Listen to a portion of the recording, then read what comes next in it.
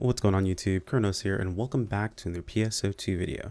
So today's video we're going to be going over my top 5 changes I'm looking forward to in PSO2 NGS. Kind of a bit of a wish list actually. But before we jump into that, if you guys are new to the channel, my name is Chrono. I do content over here on YouTube daily. Would much appreciate subscribe as we work towards that 10K mark by the end of the year. Let's jump into this. So just a quick disclaimer, some of these things may have been discussed in the past, others may just be, wild pipe dreams, but I'm hoping these are changes that you guys can kind of see why I'm looking forward to them or why I want them to come about in PSO2 NGS, and on the off chance that any of the devs happen to watch any of our videos, which I know rare as that might be, hopefully they'll see something that a lot of us might like. So if you guys have your own things that you guys want in game, of course, I would say be reasonable, but sometimes I'm not reasonable, so hey, have fun with this one. Toss it into the comments below. But let's go ahead and jump into this. So number 1 on my list is shop tickets. Now, shop tickets are a bit of a touchy subject at the moment. Currently, only pay-to-play players, so players that have premium, have access to being able to sell things on the shop.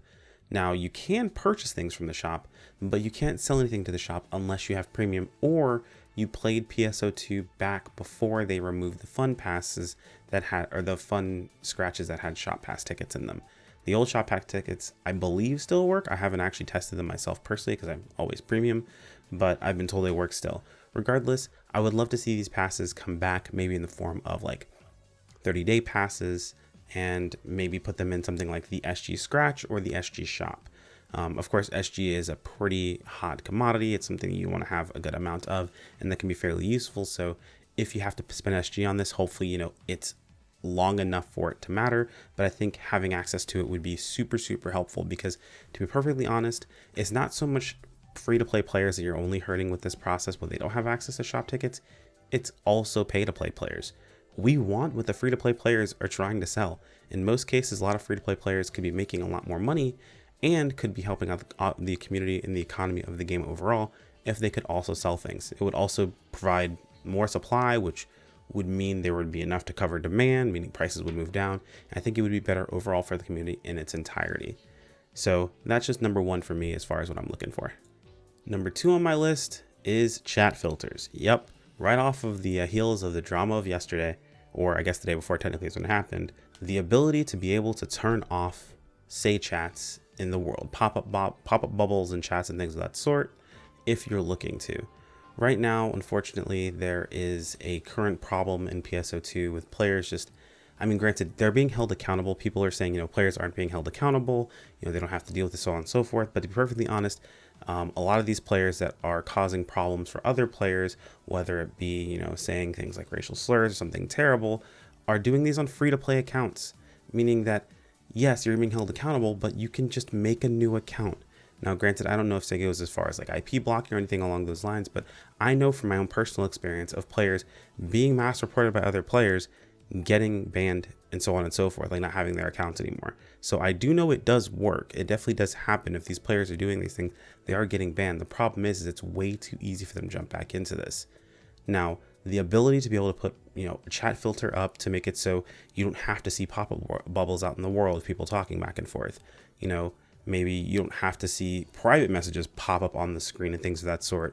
Definitely something needs to happen, or even an option for a do not disturb mode where players, you just won't get anything whatsoever on your end outside of things popping up in like, your text stuff that you can check later.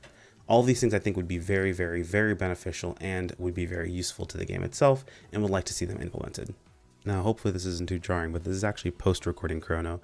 At the time of the recording here, I actually wanted to go ahead and mention that there was a Twitter post that went out, make sure I can pull it up here, by Twitter user Link of Hyrule 89 that was on a thread that for a video that Mark released not too long ago, talking about the whole the chat features video itself, or his chat features video. It was a follow-up video to that. You guys should check it out. I'll make sure to include that in the video description.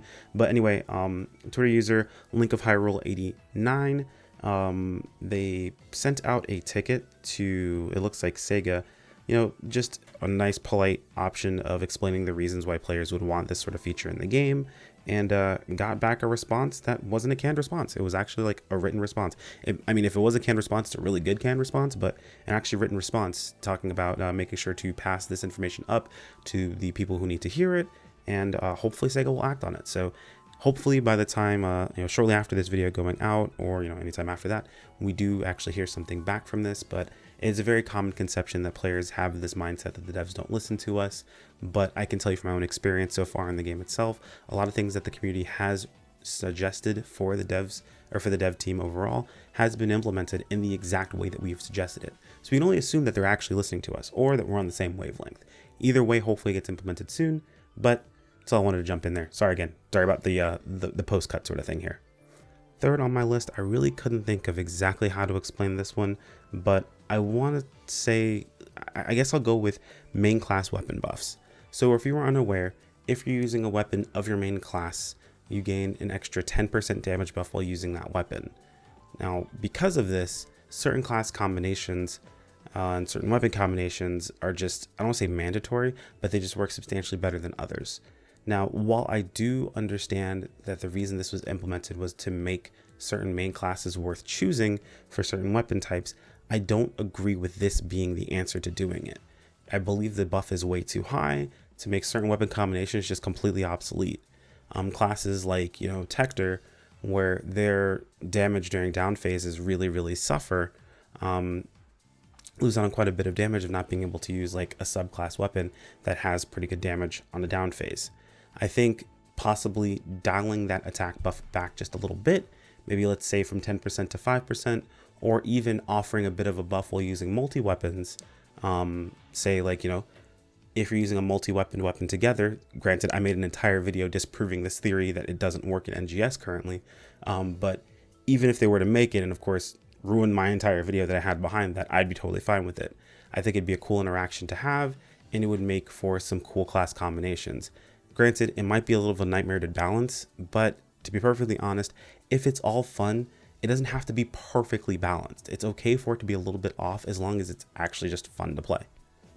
And I've said it before and I'll say it again, it has to be fun. That's the most important part. It's a game.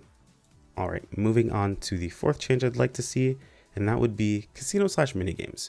So in all the Phantasy Star games I've personally played, at least the online ones, Phantasy Star Universe and PSO2, we've always had like a casino of some sort, somewhere to go. It is a bit of gambling, so I know there's a bit of contention there, but somewhere to go to have that sort of fun, play mini games, that sort of thing, have a good time. Now granted, it may not always been used by everyone, but it was a cool novel thing to have, and it also could be a good way to implement the ability to get more fashion stuff, maybe a couple more quests, maybe the ability to implement ways of farming star gems, things of that sort. I think it'd be super cool, and it's something that I feel like not having an NGS makes it a little bit empty. Though I'm not sure how they would work that into NGS's story just yet. I'm sure they'll figure something out. But I'd be super awesome to see something like that. Oh, and this is like a side thing. Don't just put it in the main town. Put it somewhere else. Make the player go to that location to go there. Make it more meaningful, in my opinion. I feel like that would be a lot cooler. And the final thing I'd like to see implemented into the game would be personal quarters. We had personal quarters in base PSO2. We had personal quarters in Phantasy Star Universe. Decorating personal quarters was kind of like I don't want to say like a badge of honor, but it was like kind of a fun side little project you could do in NGS, or I'm sorry, in base PSO2, and even in Phantasy Star Universe and PSU. And some players took it very seriously. I thought it'd be super cool to have somewhere to hang out. Maybe make it so they're a bit more meaningful as far as like taking certain things from there. Like I was always hoping back in base PSO2 they'd make changes to the Alliance quarters where you'd be able to like take missions from the Alliance quarters as like groups and group up and things of that sort, but that never really became a thing. I'd like to see personal quarters be something like that, make it kind of like a hangout area for players to be able to do like just do stuff and then jump into some like piece of content right out of your personal quarters. Either way, I'd like to see personal quarters just implemented in general at some point. And that's it, guys. That is my 5 top changes I'm looking forward to in NGS well, I guess 5 top changes I'm looking forward to like coming to NGS, if they ever come to NGS. I don't know what we're actually really calling this. I guess my 5 top changes I want in NGS, my wish list for NGS. Hoping someone that needs to see this sees this and wants to see how things go. Let me know what you guys are looking forward to in the comments below. Obviously, there are things we all want. Yes, we want more content. Yes, we want the rest of the class. I mean, but like really cool changes that we can see coming into NGS is what we're talking about.